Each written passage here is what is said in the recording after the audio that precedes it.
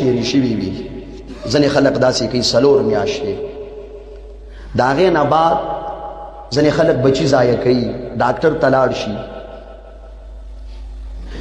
د مور د مرګ خطره هم کوي د 4 میاشتو نه بچی که چا ضایع کړی قاتل دی دا ډاکټر قاتل دی دا مور قاتله ده بچی کې روح راغلی وي 4 میاشتو نه مخکې که د مور د مرګ خطره وي نو بچی که بیا بنده ضایع کوي نو ضایع کولی شي د هغې نه مخکې اولاد او بچي بندول نو بچي بندول دا زموږ په شریعت کې بند دي نبی علیہ السلام فرمایي تناکحوا الولود الودود فإني أباهي بكم الأمم ولو بسقط بچي زیات راوړئ امت چې زیات وي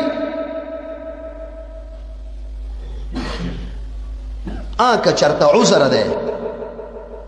مور بیماره ده کمزورې ده یا ډاکټر ورته وایي چې تا ته لوی مشقت او د لوی تکلیف خطره ده په دې عذر سره بیا بندولی شي بغیر د عذر نه بندول چې هیڅ عذر نشته یاره دا زیات شي ځینې ډاکټران لیکي یا زیات تعلیم او یا زیات بچي په پرچو باندې باقاعده لیکلي زناوره یا زیات رزق روزي او یا زیات بچي دی کې دوه غوره کوي دا رزق تا ته ځان ته ورکوي ستا پلار دی خلکو ته دا رزق ورکوي که لس بچي دي خو لس کارونه به کوي لس ځای ګټې به درته راځي یو بچی دی فاسق شي فاجر شي بدکار شي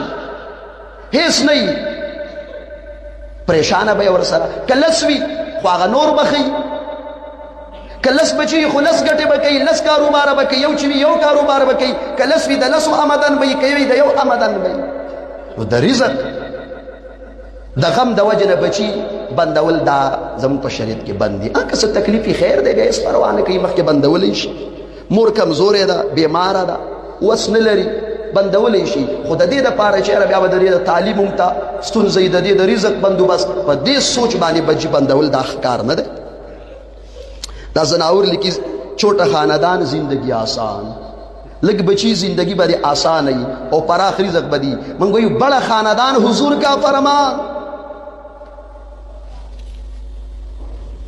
دوی پخپل زیاتئی دا د کافرو یو چال د مسلمان ته وای بندوا او دوی پخپل زیاتئی